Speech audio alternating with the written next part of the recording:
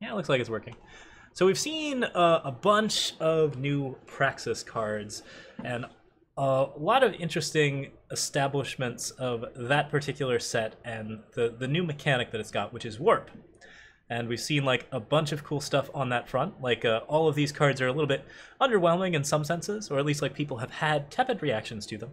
But I think that they are actually pretty cool in a lot of different ways. And they demonstrate some of the cool things that go on with the Praxis archetype. And that whole idea of Impulse, the champion of Impulse being that the big sort of champion of that faction. And so like this is a deck archetype that really likes to do a lot of fun and flashy stuff and really like sort of expensive stuff. And it gets to do that because it knows that if it's going to run out of cards, it'll be able to play more cards off the top of its deck. And it's never going to run out of material. So it's fine playing at a disadvantage in terms of card advantage because what it's generally doing is always outlasting its opponent and always just playing more stuff than its opponent. And one of the ways that it does this is that it is in a faction that has access to two different ramp colors, which is to say time and fire. And fire is something that gives you access to like some really temporary ramp, whilst time gives you access to a lot of power-related stuff. And it's the power-related stuff that we're going to be looking at today, because we have a new warp card, and it is a very, very exciting one. And it is something that creates a system that helps out the whole idea of the warp deck, which is that warp cards really sort of benefit each other, because what you get to do is after you play a warp card, you'll just have another warp card on top of your deck. And every time that that happens, you just get to play another warp card and another warp card. And if you are like finding ways to ramp yourself up, then you just get to play as many cards as you like off the top of your deck until you hit something that's not a warp card. And typically what that's going to be, that mitigating factor, is a power, right? Unless you happen to be playing the new card, Waystone Infuser. Now, Waystone Infuser is a 2/6 with Warp, and it gives all of your power cards Warp. So anytime that you have a sigil on top of your deck, you can play it as though you had a card in hand that is a power. So essentially, it lets you set up a third of your deck to have the Warp ability. That means that not only do you have a unit that is kind of an interesting stat value and actually really survivable, but every single time that you play a power off the top of your deck, you're gaining one extra card of advantage over other types of decks. Which means that this card is not just a Praxis warp card, but it is a warp card for basically any deck that wants to gain card advantage while playing a lot of power. This includes things like the Voda combo Big Combre styles. It includes Elysian decks that want to do fun tricks with Second Sight and Excavate and other things like that. You probably won't be excavating power, but Second Sight in particular. And I'm guessing that there are going to be some other cool primal cards that do cool things with that. It works very well with Mystic Ascendant because you get to play this into Mystic Ascendant, and then whenever you have cards on top of your deck, you can play out the power and operate Mystic Ascendant. This smooths out your Voda combos in particular. So if you're playing a Voda combo deck like the Angry Chicken Voda combo deck, then you don't have that many 5-drop slots. Like at the moment, currently Martial Ironthorn is the big occupier of that slot. So you can play this card in here, and then it will activate Mystic Ascendance when you don't have power in your hand, but you have it on top of your deck. And that in turn will draw you cards. It'll get you into more warp cards. You can use that to do other cool things. This card also has very, very good synergy with Combre Emissary and Combre cards in general, because you can play multiple Combre cards off the top of your deck. And if you have multiple Combre Emissaries, I believe that it allows you to play 2 to 3 to 4 power. So you can just basically get all of the power off the top of your deck, you'll never draw it, and you'll never flood out as a result. Lots of really exciting things going on there. It doesn't have that many synergies that I could think of with Xenon, but I really like the idea of playing this with kind of the big power Zindel type decks in Xenon. And I am really fond of this art, Basil. It's pretty cool. The card itself, of course, has Warp, So you can play it off the top of your deck, and that's pretty solid too. Like, that gets you an immediate point of advantage. And the thing that's really exciting about this is if you're at 5 and you're just looking for a power, then Waystone Infuser gets to play off the top of your deck, and then you get to play a power off the top of your deck. And without drawing any cards, you've just reaped 2 cards worth of advantage. This thing is an advantage engine, and that's a really scary and really wonderful thing that it's doing. Stat-wise, it is a 5 cost. The 2-time influence is pretty easy to reach at 5, especially in Time, which is the faction most capable of fulfilling influence requirements. Time is just always capable of doing that kind of stuff. It works very well in mono Time because, of course, you can play power off the top of your deck and make it easier for Talir to activate, which is really nice. It does work well just to help you like hit your power drops more evenly, and that's always good if you're trying to get to the big stuff. So yeah, this thing has a lot of different utilities and uses, has a lot of different combos. I think it's very, very exciting, and yeah, it's pretty wild. I'm super delighted to Direwolf for giving me this one. This is just like right up my alley. I was really expecting there to be some sort of card that gives units warp, or some sort of card that gives power warp, and we might even see both of them at the same time. That would be really interesting. But if we at the very least can play a bunch of creatures with warp and a bunch of spells with warp, and then a Waystone Infuser, and just give every card in our deck warp, then that's so much fun. And in combination with the double ramp of the Praxis archetype, or the really excessive ramp like of the Combre archetype, then you can actually just end up with a situation where it's like, okay, we're in the late game, I'm at 20 power, I'll play the top 6-7 cards of my deck, and then I say go. And that's ridiculous. Like, these cards are just amazing late game sealers, and that's neat stuff. In terms of the stat line, it is our only 2/6. That means it is sort of like a little Rakano sweeper. It eats all of the little 2-drops that are trying to swing in. It defends itself against Sandstorm Titan, which is an important stat to defend yourself against. Yeah, like overall, it's not a great stat line if you're going to be looking for an offensive threat, but it's a little bit better than 1, and it's a little bit better than 5. I mean, both of those are not typically what you're looking for in terms of health, and this just gets a little bit beyond that, blocks most of the units that you can think of, with the exception of the 6 costs. So, yeah. Yeah, so I am delighted to see this card, and it does have some cool bits of lore to it. We know already that there are some cards that want to seek the Waystones and find the way, and now we know what to do with the Waystones once we have them. We can infuse them. Zindel the Wayfinder is another card who happens to morph and do fun things with power, so yeah, there's a little bit of like lore stuff being revealed with this card. More fun Xenon Radiant things going on, and this is a Praxis Radiant because it is fancy, fancy warp. What happens if you warp out a power that has Echo, Imruniel? The answer is that you just get a power. It does not draw. It does not interact with fate effects or anything going on with Echo. Like, it's just not a wild time. So, yeah. This card, of course, will interact very well and very favorably with any type of Empower deck. You have your Awakened Students, your Martial Ironthorns, your Mystic Ascendants. Basically anything that wants to play power is really going to like being able to play it off the top of your deck because it just gets you to it a turn faster. And that's always effective when you're trying to set up those kinds of things. Like, it is mono time, which is pretty solid stuff. It's not like amazing that it's not hybrid, but that means that it fits into so many different decks. Like I said, like there's just all of these different ways that you can do it. You can play Praxis Big Warp or Combre Ramp. You can play Elysian with all sorts of trickery, or you can just play Elysian midrange and take advantage of the extra power. There's a lot of cool things going on, so yeah, it's pretty interesting. Does it work with Transmute? I think the answer to that is no, Rewind. When a unit transmutes, it turns into a unit and it ceases to become a power. So you can't play a Transmute unit off the top of your deck. You can play a Transmute card off the top of your deck, so if you have a Monument on top, then you'll be able to play that and deplete it. I couldn't confirm that for sure, but the unit no longer has that ability, so perhaps Direwolf will correct me on that, but I'm fairly certain that is not the case. The rules should say that it does not play off the top of your deck, and if they want to change that, then maybe they'll add like a power ability to the unit itself, so it can be a power/unit. Or maybe we'll find some power/units someday that will actually be a combination card, and that would work with Waystone Infuser. So.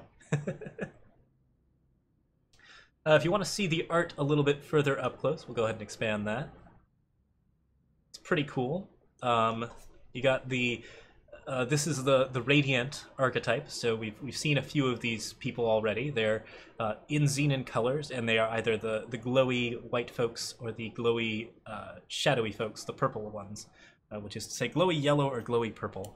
And yeah, they're really interesting. The Waystone Infuser has a little bit more fire going on. She's a little bit unique. Like, we haven't seen any sort of units with a touch of Praxis to them, but this one is like standing in front of a volcano. There's like a little bit of fire in her color scheme. She kind of looks like she might be a Praxis card, but she is in fact mono time. So interesting design. Fairly neat. Yeah. I don't have too much else to say about this. I'll keep answering questions about it and talk about it a little bit more, but I really like the design. I think the Warp archetype is just really interesting, and for the Praxis faction, this is a really fancy card that also happens to benefit Combre. You can do cool things with Combre Emissary. You can do cool things with like New Tomorrow type decks. I think this card will slot right in to most of the big Combre decks and the like big Combre archetypes. She can actually fit in this spot because she's very good at being defensive without being too easy to kill. She doesn't die to Vanquish, so she's another one of those units that has to get killed by Suffocate. And if you're playing Combre healers, you already have a couple of units that really want to be killed by Suffocate. So Waystone Infuser can come out and actually stonewall the burn decks, and that can be really useful for you.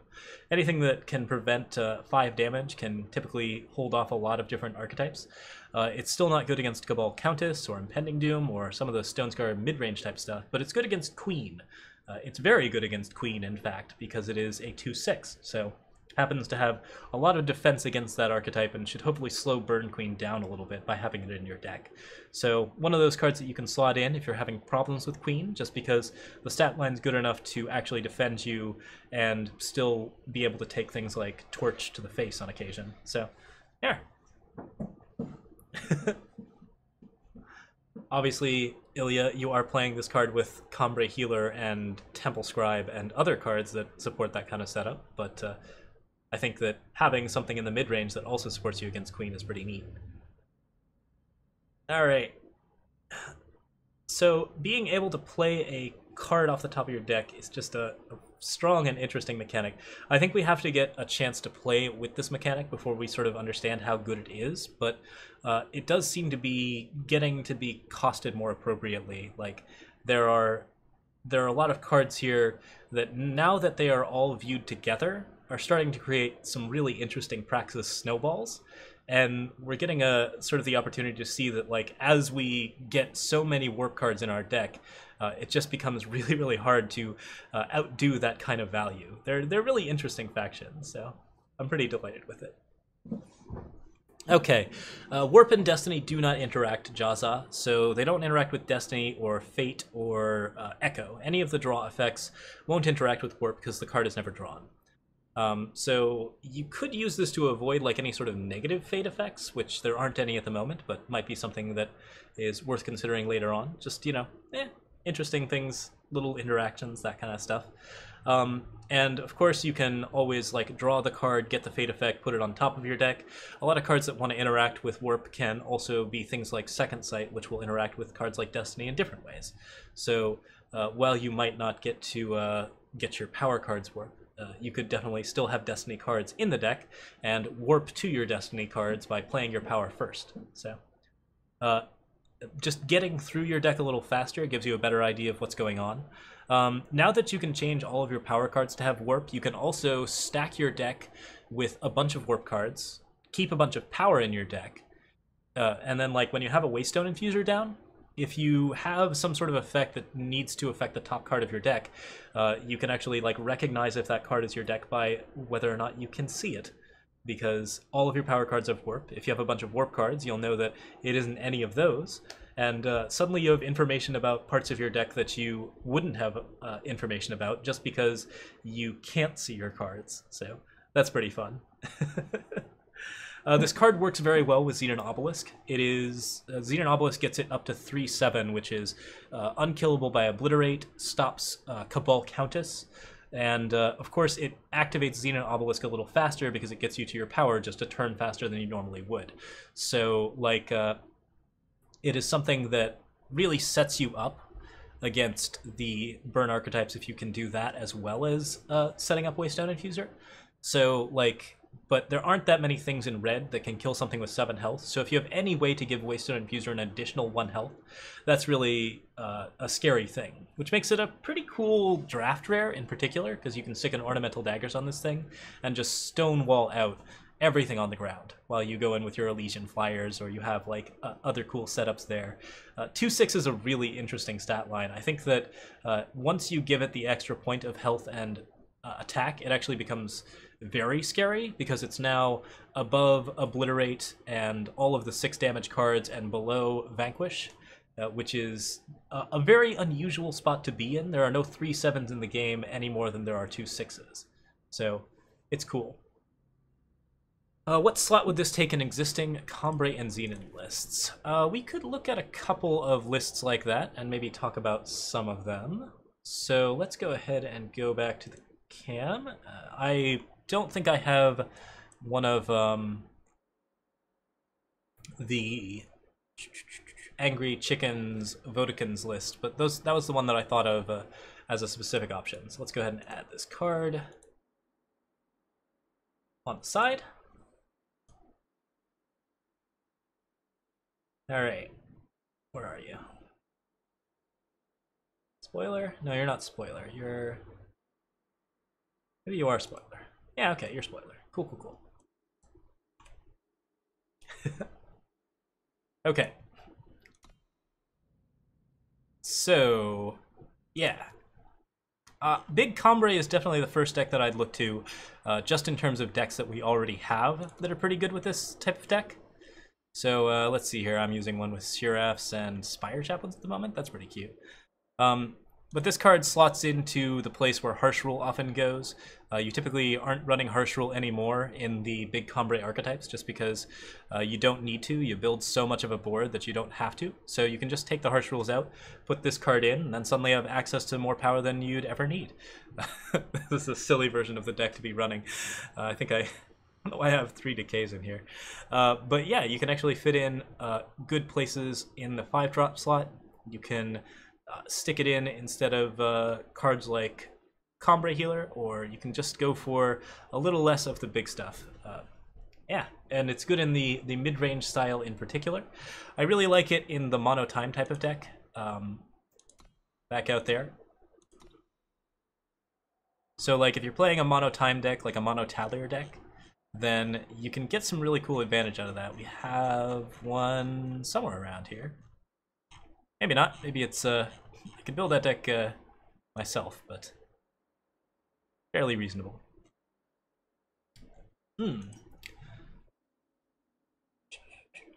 It's better as a 6-drop than a 5-drop.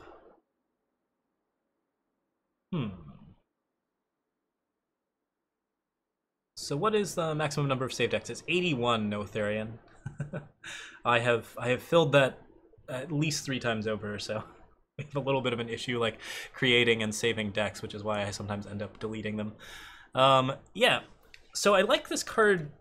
I mentioned I like this card actually a lot in sort of like weird Xenon-focused decks where we're using a bunch of cards to activate Azindel the Wayfinder. Just because if you have enough mono-time warp cards, then Azindel, who is always looking for places to sink a ridiculous amount of power, is pretty happy with that. He can just play as many warp cards as you can get off of the top of your deck, and it'd be pretty cool.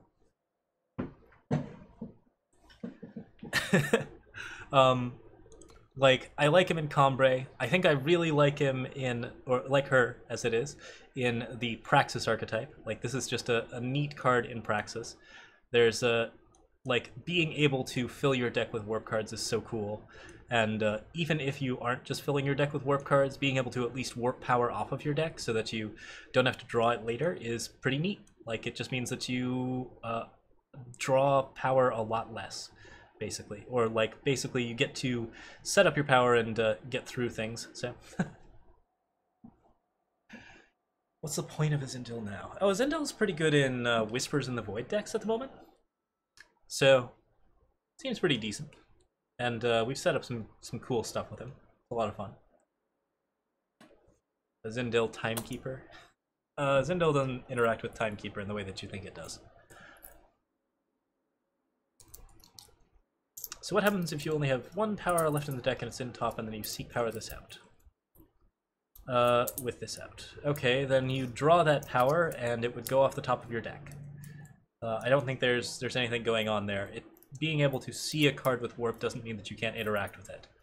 So, like, other things that you can do with warp cards, for example, in Xenon, are you can say you have a warp card that you don't want to use, and you know you don't want to play it. So, like, you're like, okay, this card is inefficient at the moment. It's not very good for the particular situation I'm in. I'm just going to scheme, and I'll put that card on the bottom. So, like, having control over the top of your deck is also an information mechanic, and having information is really useful in Eternal. Like, just playing with an 8-card hand is one of the significant strengths of Warp. It just means that you are always able to play at least one more option than your opponent, and having extra options is very, very useful in those situations. So, like, even if it's not an option that you want to take, having a high amount of Warp cards gives you some control over things that you want to do. You can always see what the Warp card is, yes. If you have a card on top of your deck with Warp, you can see what it is.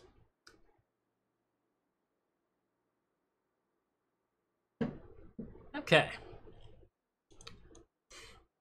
So, the deck doesn't work with the current Praxis token lists very well, but it does work okay if you're trying to get to some of the bigger stuff. Claw of the First Dragon and Xenon Obelisk are good options. Anything at 8. There was a green, yellow, red Combre deck, green, yellow, red Praxis deck that ran 4 Great Parliaments that really likes this card a bit. Just having anything that defends your board while you're attacking with a bunch of other small stuff could be interesting. Waystone Infuser could be used in those types of decks.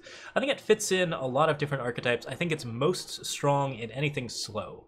Like, just because it does have that slowdown mechanic to it, and also the more power cards you are playing off the top of your deck, the more cards you are effectively drawing as a result. Like, Waystone Infuser just consistently gets you extra advantage and makes sure that you only draw gas, which is good stuff. And yeah, this and Combre Emissary is an insanely strong combo. I'm really excited about that. So that's Waystone Infuser. I'll keep answering questions about it, and I think we'll resume with a little bit of more ranked.